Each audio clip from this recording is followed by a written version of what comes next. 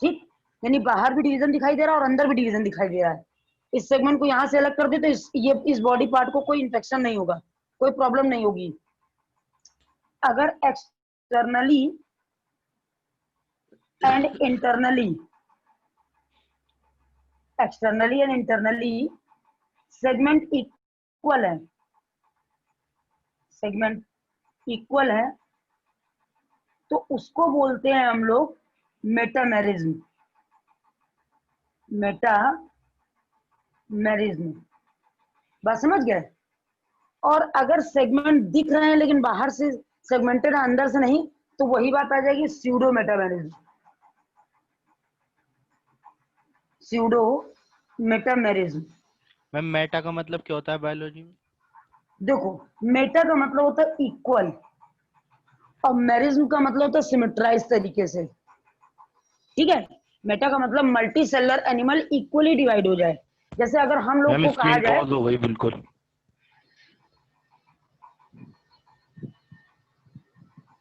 Pause हो गई,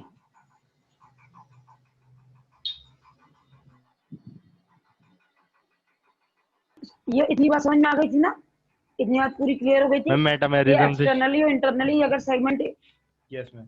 यहाँ पे हो गया था ना। देखो, मेटामेरिज्म का मतलब होता है, मेटा का मतलब होता है मल्टी सेलुलर और मेरिज्म का मतलब होता है कि डिवीजन, यानी मल्टी सेलुलर एनिमल अगर इक्वली मैम डिवाइड है स्क्रीन तो पॉज हो इसको गई। बोलते हैं मेटामेरिज्म। अब सही है, सही है मैम, सही है। पॉज हो गई, मैम आपके नेटवर्क है सही ना है। रेड हो रहे हैं, रेड। क्या है सीडो मेटामेरिज्म? अगर इक्वली डिवाइड, जैसे अगर हम लोग देखते हैं अपनी बॉडी में तो हम लोग बोल देते हैं थोरेसिक है, ये विसरल है, ये पूरा एब्डोमेन है। तो थोरेसिक और विसरल में हम लोगों को डिवीजन दिख नहीं रहा है, हम लोग इंटरनली डिवाइड, बाहर से दिखता नहीं, हाँ ये थोरेसिक है, ये विसरल है, ये लोअर एब्डोमेन है, ये एंटीरियर है, ये हम लोगों को दिख नहीं रहा। तो हम लोग कैसे हो गए? स्यूडो मेटामेरिक हो गए। हम लोग कैसे हो गए? Pseudo metameric. ठीक है, अगर सेगमेंट अंदर से बाहर तक, जैसे कॉकरोच है, उसका एक एक सेगमेंट अलग है। कॉकरोच का सेगमेंट दिखता है अलग, लेकिन अंदर से डाइजेस्टिव सिस्टम एक है। लेकिन जैसे टीनिया सोलियम है, जैसे अर्थवर्म है, उसमें अंदर से बाहर तक सेगमेंट बिल्कुल इक्वल डिवाइड है। अगर एक सेगमेंट टूट जाएगा तो एनिमल को कोई खास फर्क नहीं पड़ेगा। एक सेगमेंट टूट जाएगा तो एनिमल को कोई खास फर्क नहीं पड़ने वाला। बात समझ गए? इतनी बात समझ रहे कि नहीं समझ रहे बच्चों? Yes ma'am. मैम आपने मेटा का मतलब क्या आगे, बताया था? मल्टीपल। मल्टी सेलुलर, मल्टी, क्या लिख रहा है, मल्टी सेलुलर। बात समझ गए? अब जरा देखो, ये लोग क्या बोलते हैं। हम लोग कल प्रोटोजोआ पे थे, इसके आगे प्रोटोजोआ कंटिन्यू करें। कल प्रोटोजोआ वर्ड पॉइंट बाय ये सब यस बता मैम, दिया यस हम मैम, लोगों ने। Yes ma'am. देखो, आज हम लोग प्रोटोजोआ में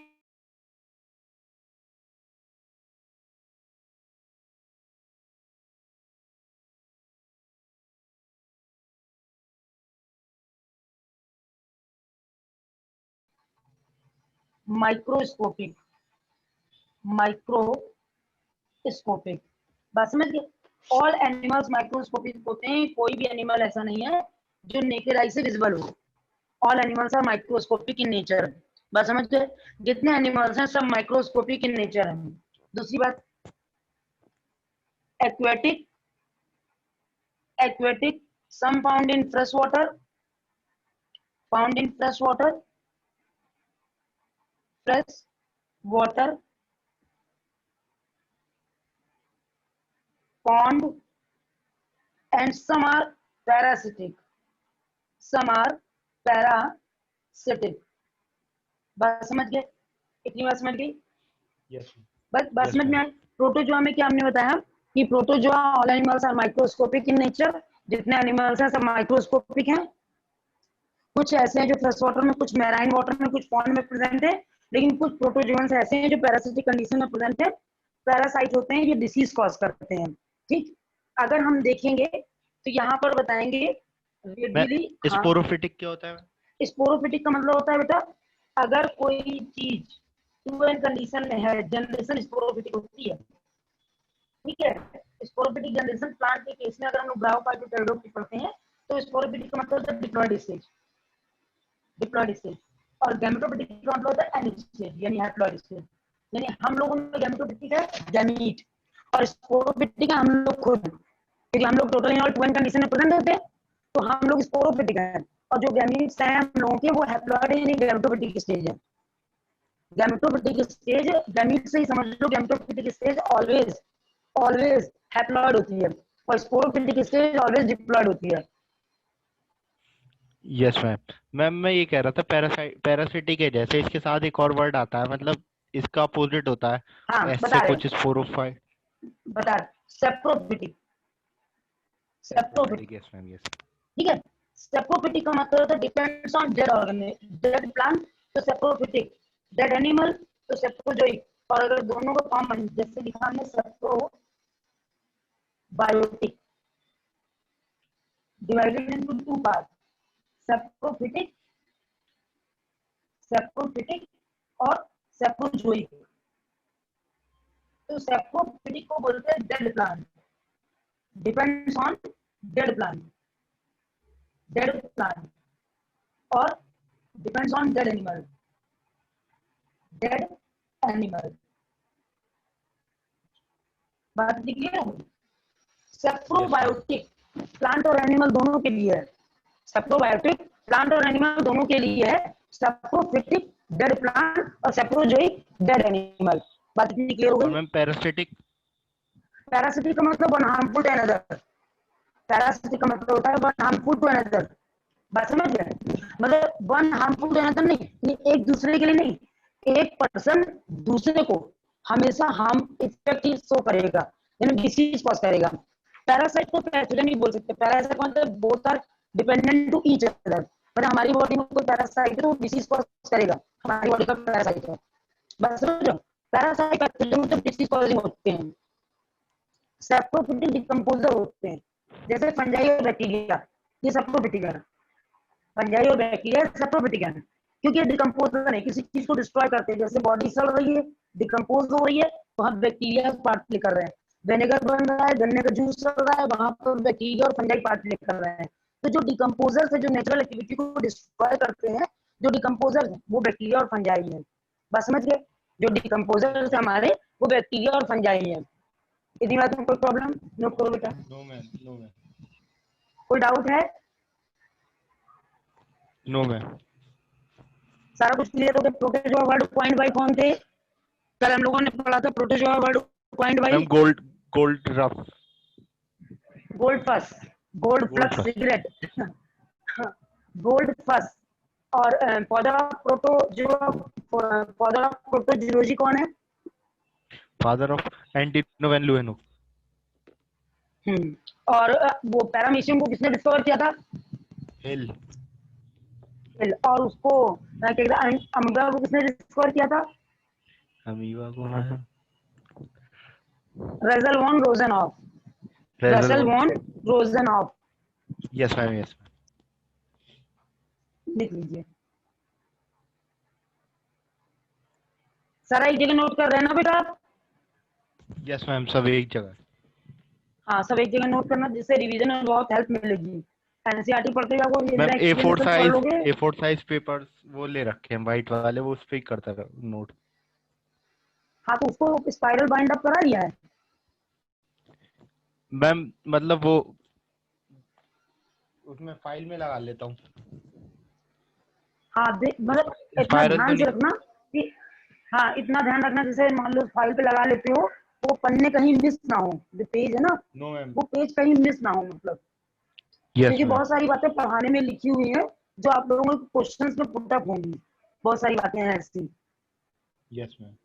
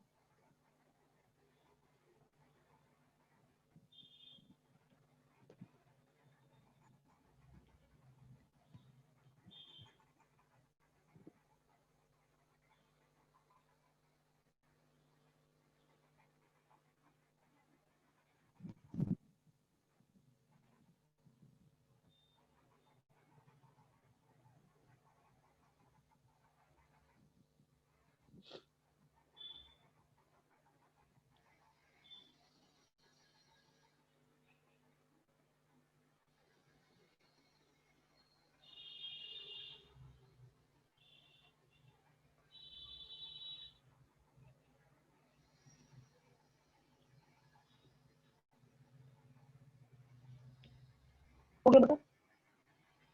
मैम बस सेप्रोबायोटिक रह गया, बाकी सब हो गया। हाँ हाँ, कर लो आराम से।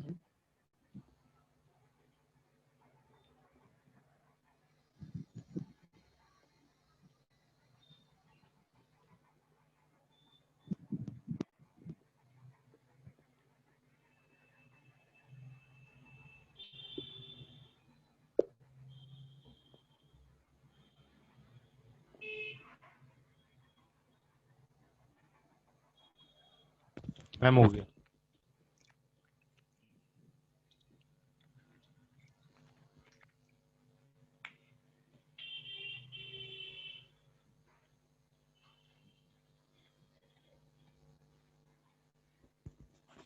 मैम ये लास्ट में आर क्या लिखा है?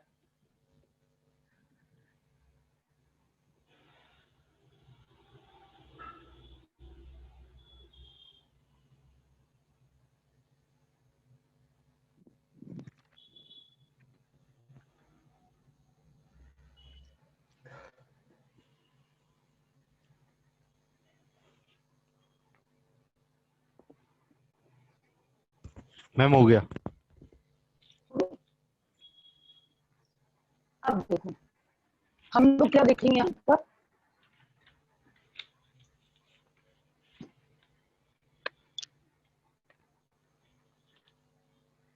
हम लोग यहाँ पर क्या देखेंगे कि हम लोगों का प्रोटोजोआ का कैरेक्टर्स कौन कौन से हैं।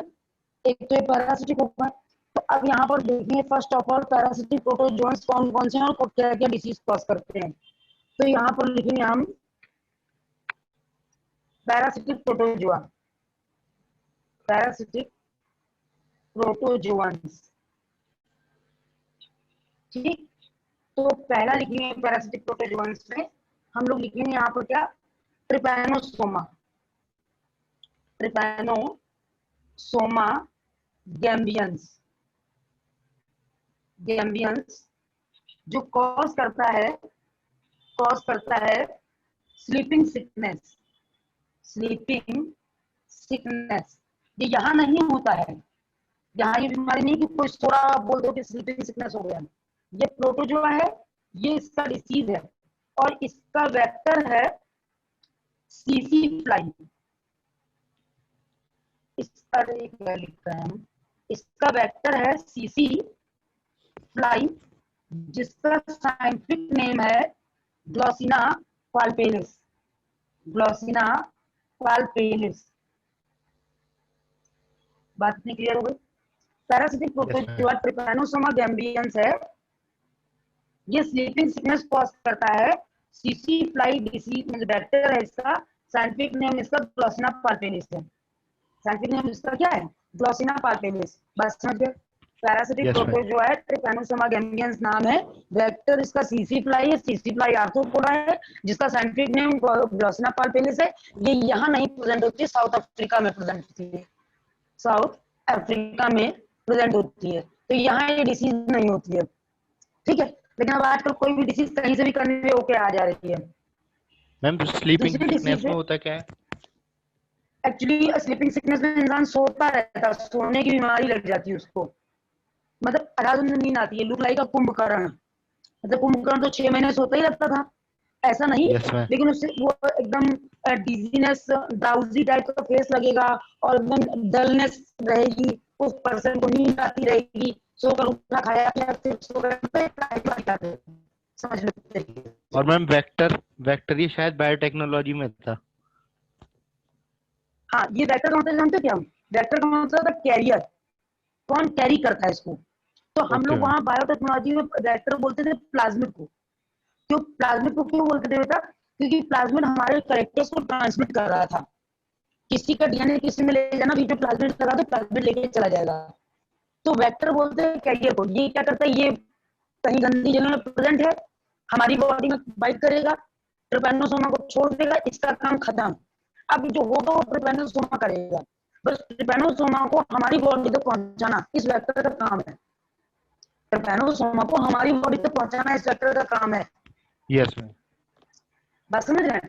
ट्रिपैनोसोमा गैम्बियंस है, स्लीपिंग सिकनेस डिसीज है, साउथ अफ्रीका में प्रेजेंट होता है, सीसी फ्लाई, साइंटिफिक नेम ग्लॉसिना पाल्पेलिस। दूसरा देखिए, लीशमानिया दोनों बनाई, लीशमानिया दोनों बनाई। बात समझ गए? ये इसका जो डिसीज है, ये कॉज करता है डिसीज काला आजार। काला आजार फीवर है जिसमें बॉडी काली पड़ जाती है। फीवर आता है, बॉडी का रंग एकदम से फेड कर जाता है, डार्कनेस पकड़ लेता है, खून जल जाता है, एक तरीके से समझो। इसका वेक्टर है sand fly. Sand vector, vector है सैंड फ्लाई। सैंड फ्लाई, बात समझ गए? दूसरी डिसीज देखो, दूसरी तीसरी डिसीज आएगी Entamoeba histolytica. Entamoeba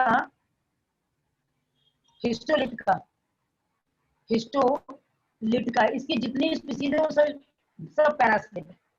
Entamoeba histolytica disease cause करता है अमीबिक डिसेंट्री। अमीबिक डिसेंट्री, और इसका कोई वेक्टर नहीं है। ये कैसे फैलता है? कंटामिनेटेड फूड एंड वाटर से। कैसे फैलता है? कंटामिनेटेड फूड एंड वाटर से। बात इतनी क्लियर हो गई? यहाँ पे यस क्या मैम। बोला? Entamoeba histolytica cause amoebic dysentery, या एंटोमीबा हिस्टोलिटिका से डिसीज कॉज करता है, या एंटोमीबा हिस्टोलिटिका डिसीज है। मैम इस डिजीज में जो होता है क्या है? बस लूज मोशन, जो मस्कुलर पेन है पेट में, वो पेट की मसल्स पेन कॉज करेंगी, और लूज मोशन हो गया यानी extra mucus liberate from body. ठीक है? और लूज मोशन होते रहेंगे, इतना वाटरी लूज मोशन होगा कि डिहाइड्रेशन तक की नौबत पहुंच जाएगी। बस मैम समझ तो गए? लूज मोशन और जैसे होते हैं सबको, तो वो इसी वजह से होते हैं, कंटेमिनेटेड फूड की वजह से। हाँ, होते तो मेनली यही है कि लूज मोशन में आपने कभी ऐसा कोई चीज बाहर का खा लिया है, या कोई ऐसा ओवरडोज ले लिया है जो प्रॉपर तरीके से फूड डाइजेस्ट नहीं हो पाया, तो मेन कॉज तो उसका यही होता है, contaminated food and water. Otherwise कभी कभी ऐसा होता है कि जो नॉवेल होती है, हम लोग का प्लेसेंटा यहीं से जुड़ा रहता है, तो इस जगह पर आप अगर हाथ रखेंगे कस पे, तो यहाँ बीट करता रहता है। अगर ये भी कभी कभी भारी वेट लिफ्टिंग करने से खिंच जाती है, तब भी लूज मोशन स्टार्ट हो जाते हैं। लेकिन मोस्टली लूज मोशन का कॉज होता है कंटेमिनेटेड फूड। एक दिन गोलगप्पे खा लीजिए 20-25 रुपए के, तो दूसरे दिन लूज मोशन अपने आप स्टार्ट हो जाएंगे। बस समझ गए? वो यस आपने मैम। देखकर कंटामिनेटेड नहीं खाया, लेकिन उसने क्या किया, सारा दिन ऐसे पसीना पोंछा और उसी में डिप किया हाथ, तो उसको खिला दिया, तो कंटामिनेशन पहुंच गया। आप उतने रजिस्टेंट नहीं थे जितना उसका पसीना रजिस्टेंट था, और हम सभी लोग पत्थर लेके खड़े हो जाते हैं उसके आगे। मतलब आप ही नहीं, हम भी खाते हैं, तो वो मेन यस कॉज मैम। होता है। बाहर के मोमोज, बाहर के मोमोज या घर के मोमोज, मोमोज में जो हम लोग स्टीम करके ही तो मैदा को पका रहे हैं, मैदा पूरी तरह तो पक नहीं रहा है, और मैदा यस इतना मैम। महीन होता है कि पेट में जाके जमता है, तो भी डिसीज कॉज करेगा। पेट दर्द होगा, पेट दर्द होगा, लूज मोशन आ जाएंगे। मतलब हम लोग अगर ढाबे का खाना, फ्राइड फ्राइड राइस खा लें, मंचूरियन खा लें, ज्यादा स्पाइसी खा लें, तो इन सब चीजों से हम लोगों को लूज मोशन आने स्टार्ट हो जाते हैं। और 98% जगहों पर क्या होता है कि जो डोसा बन रहा होता है, वो डोसा कभी प्योर चीज होती ही नहीं है, क्योंकि डोसा का जो डो बनाते हैं, वो तो लॉट ऑफ अमाउंट में बनाते हैं, उनको तो रेस्टोरेंट चलाना है। तो वो जब डो ज्यादा, मतलब बहुत हाई फाई रेस्टोरेंट है, अच्छा रेस्टोरेंट है, तो बात नहीं करते, पर जो नॉर्मल थोड़े बहुत लोग हैं, तो अगर डो खराब हो गया गर्मी में, तो वो क्या करते हैं, शक्कर झेलने लगते हैं। और गर्मी में बाहर का डोसा तो बिल्कुल जो है, गर्मी में तो खाना ही नहीं चाहिए, क्योंकि डो का मतलब होता है खमीर उठना। खमीर उठना यानी उसमें CO2 प्रोड्यूस होगी, तो फोम जैसा स्ट्रक्चर बन जाएगा। अब उस डो को पतला पतला करके हम पका रहे हैं 100 डिग्री सेंटीग्रेड से, बकरी की बैक्टीरिया मर जाए। लेकिन अगर डो खराब है, उसमें शक्कर मिला रहे हैं, आप कभी देखना कि छोटे मोटे जो लोग रेस्टोरेंट डाल लेते हैं, उनका डो अगर तावे पे डाले और आप तावे के सामने खड़े हो, तो स्टीम में ऐसी स्मेल होगी कि आपका खाने का मन नहीं करेगा। घर में तो क्या हम लोग कहेंगे 2-3 घंटे पहले बना लेंगे, फिर बाद में ताजा ताजा बन जाएगा। लेकिन अक्सर करके उनको तो लॉट ऑफ अमाउंट में बनाना होता है, तो इतना कंटेनर भर के लिया है, और वो अगर नहीं पूरा सेल हो पाया, तो क्या करेंगे, इतना वेस्ट तो करेंगे नहीं, तो कहीं ना कुछ करेंगे, ताजे में बासी, बासी में ताजा मिला के यूज कर डालेंगे। इसलिए हम लोगों को कंटेमिनेटेड फूड पहुंच जाता है, वरना जान के तो यस कोई मैम। खाएगा नहीं। हम लोग स्कूल जाते हैं, स्कूल में पानी पीते हैं, समझ लीजिए, अगर स्कूल में वाटर कूलर लगाओ, टंकी लगी, कुछ भी लगाओ, वो टंकी कौन साफ करता है हर वीक? मतलब पर डे या 3 दिन में तो छोड़ ही दो, हर वीक कौन साफ करता है? मेरे तो 6 महीने में एक बार साफ होती होगी।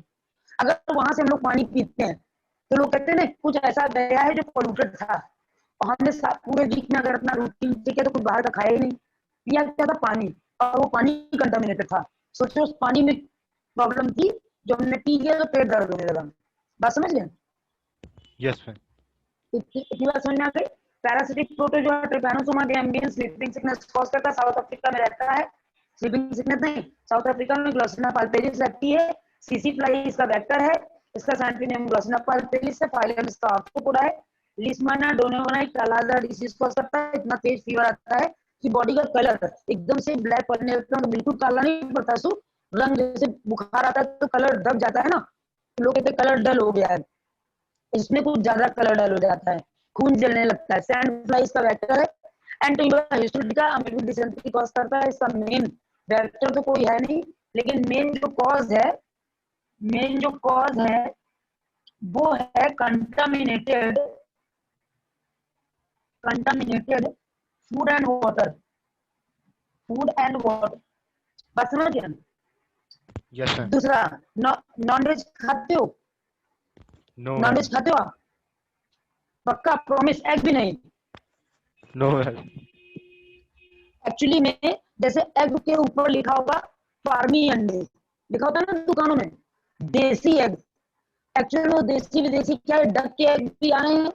तो जो एग उठाने में वेटेड हो वो एग फर्टिलाइज होता है, और जो एग उठाने में हल्का हो वो अनफर्टिलाइज एग होता है, इंजेक्शन के थ्रू निकाला गया है। अगर वो नॉनवेज भी ऑमलेट बना के बॉडी में पहुंच रहा है तो वो डिसीज कॉज कर रहा है। जब से हम लोगों ने सब कुछ खाना स्टार्ट कर दिया, जो लोग खाते हैं, स्नेक तो लो, कॉकरोच तो लो, केकड़ा लो, जो मन आए वो खा लो, क्या बस चले ना क्या खा लो, तो तभी से हम लोगों को स्वाइन फ्लू, पिग का फ्लू, बर्ड फ्लू, दुनिया भर की डिसीजेज हो रही हैं। अब ये कोरोना हो गया, और चाइना में स्नेक सूप पिया जाता है। सोचो, स्नेक का सिर कट कर देते हैं, सूप बना लेते हैं, बिल्कुल मैगी नूडल्स की तरह। नूडल्स जैसे जूसी नूडल्स होते हैं उस तरह खाते हैं, पीते हैं लोग। 300 रुपए का बाउल मिलता है इतना छोटा स्नेक सूप का, वहां एनर्जी में ड्रिंक पानी जाती है, जैसे यहाँ पर हम लोगों का एनर्जी ड्रिंक पानी जाती है। ये है कंडीशन। लिखिए।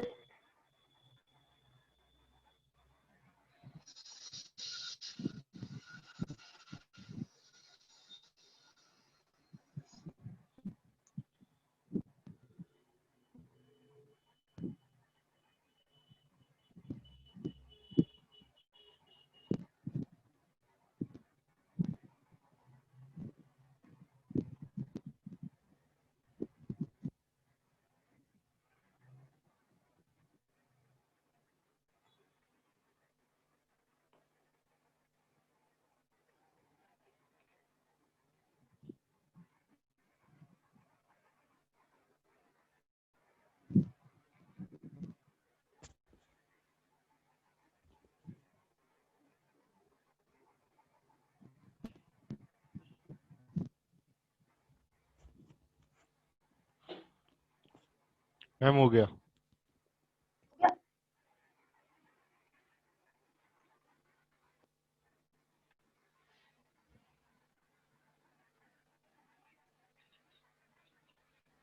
अब इतना कोरोना फैल गया है, बच्चे स्कूल नहीं जाना चाहते, पढ़ना नहीं चाहते, सबके इसमें प्रोटेक्शन है, लेकिन गोलगप्पे और आइसक्रीम खाने में कोई प्रोटेक्शन नहीं है। यहाँ पर यस देख मैम। लो तो गोलगप्पे की दुकान में इतनी भीड़ लगी रहेगी कि जैसे उनके लिए तो कोरोना ही नहीं है, कुछ है ही नहीं। एंटीमीबा जिंजेवेलिस, जिंजेवेलिस कॉज है, कॉज करता है डिसीज, डिसीज कॉज करता है पायरिया,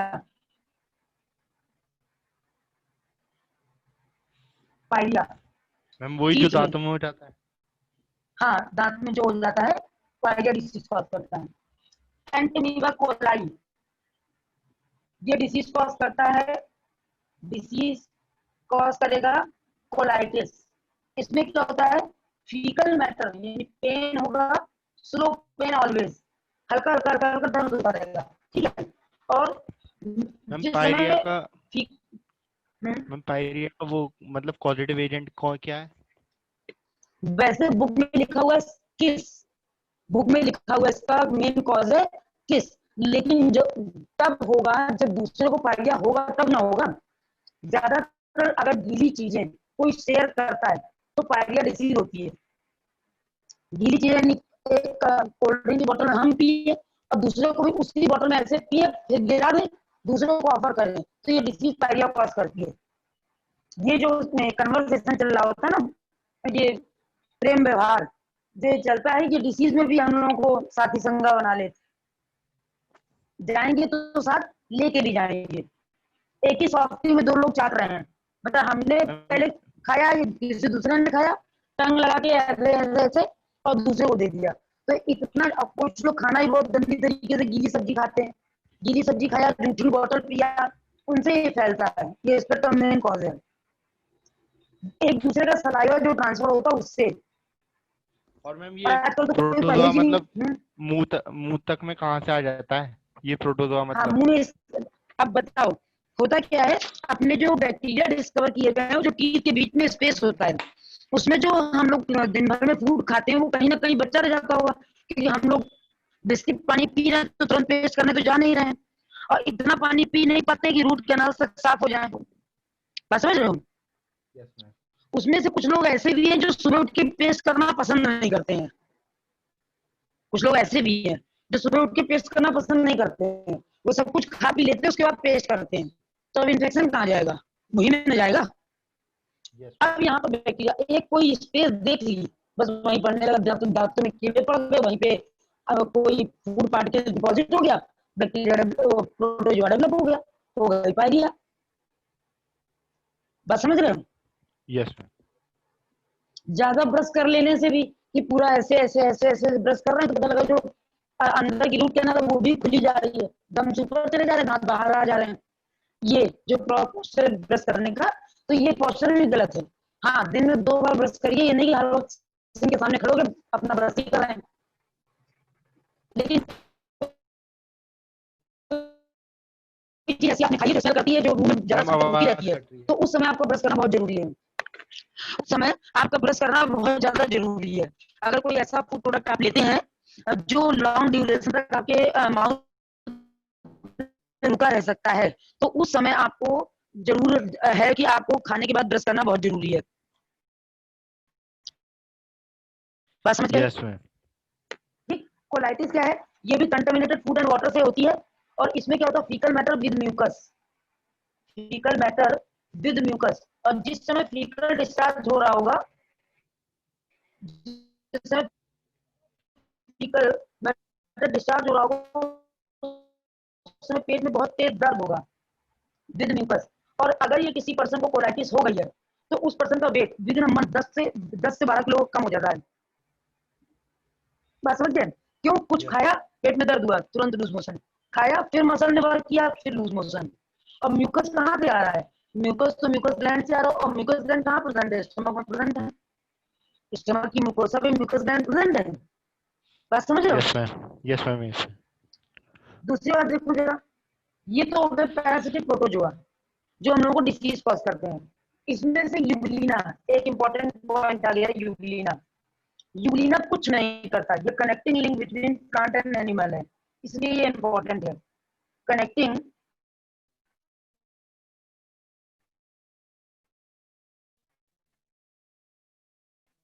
लिंक बिटवीन है प्लांट एंड एनिमल। बस समझ गए?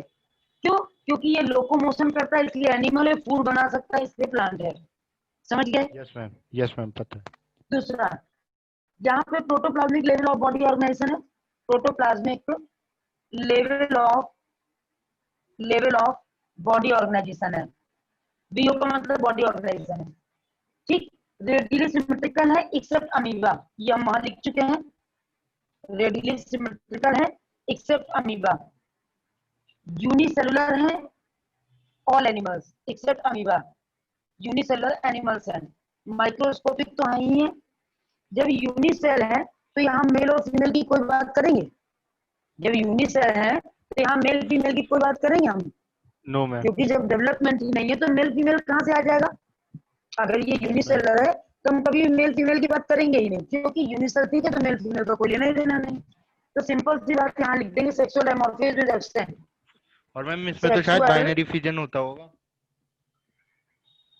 नहीं, कॉन्जुगेशन भी होता है पैरामीशियम में। पैरामीशियम में कॉन्जुगेशन है तो अमीबा में तो होगा नहीं, क्योंकि अमीबा तो वैसे भी इमोर्टल है। अगर अमीबा को यस कहीं से भी कट कर दो, उसका न्यूक्लियस कहीं चला जाए, तो जो दूसरा मैम। पीस वो नया अमीबा में कन्वर्ट हो जाए। यूग्लिना में यूग्लिना में यूग्लिना में बाइनरी फिजन होता है, अमीबा में बाइनरी फिजन होता है, यस पैरामीशियम मैम। में ट्रांसवर्स फिजन होता है, यूग्लिना में लॉन्गिट्यूडनल होता है। बाइनरी फिजन तो असेक्सुअल रिप्रोडक्शन का टाइप है, यस मैम। असेक्सुअल रिप्रोडक्शन का टाइप बाइनरी फिजन है। सेक्सुअल डायमॉर्फिज्म एब्सेंट है। बस समझ गए। अब नेक्स्ट देखो, protozoans are classified, protozoan in phylum protozoans, protozoans are classified on the basis of ma'am locomotor organelles. Saprophytic हाँ बोलो। प्रोटोजोन्स नहीं है कोई से भी? सेप्रोफिटिक प्रोटोजोन्स, प्लाज्मोडियम, अरे हमने प्लाज्मोडियम की देखो यहाँ बात ही नहीं करी, अब छूट गया प्लाज्मोडियम।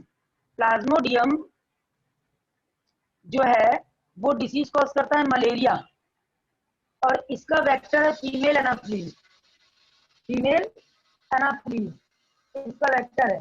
अब प्लाज्मोडियम की डिसीज है, यहाँ दिख रहा है ना, yes plasmodium ma'am. Vivax, plasmodium falciparum, falciparum, plasmodium ovale, plasmodium malariae. बात समझ गए? मैम ये चारों क्या ये है? इतनी, ये चारों प्लाज्मोडियम के स्पीसीज हैं, जिसमें से सबसे खतरनाक है हम लोगों की malariae, plasmodium malariae, plasmodium vivax, falciparum ovale, ovale और मलेरी। ये चार स्पीसीज हैं, चारों स्पीसीज मलेरिया भी कॉज करती है। ऐसा मलेरिया, कुछ लोग ऐसा मलेरिया भी कॉज करते हैं जिससे डेथ हो जाती है, होता मलेरिया लेकिन मर जाते हैं लोग, ठीक है। और इसका जो वेक्टर है वो फीमेल एनाफ्लीज है।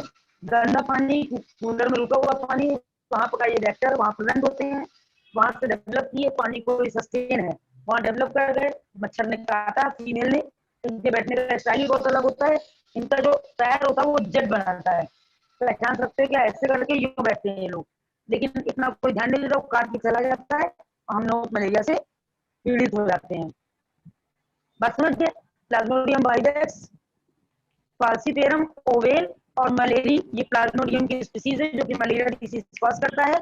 यूग्लिना कनेक्टिंग लिंक बिटवीन है जो कि प्लांट और एनिमल है। Protoplasmic level of body organisation है, यदि a drop of protoplasm is surrounded by plasma, radially symmetrical है, यूनिसेलुलर है, सेक्सुअल डायमॉर्फिज्म इज एब्सेंट है।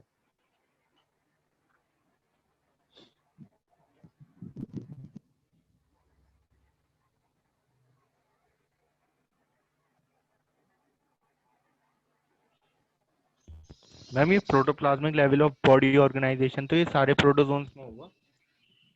हाँ सब में, सभी लोग नहीं आ लिखा है, हमने किसी स्पेशल प्रोटोजोन करेक्टर नहीं लिखा, आपने देखो सबको कलेक्टिव बता रहे हैं हम।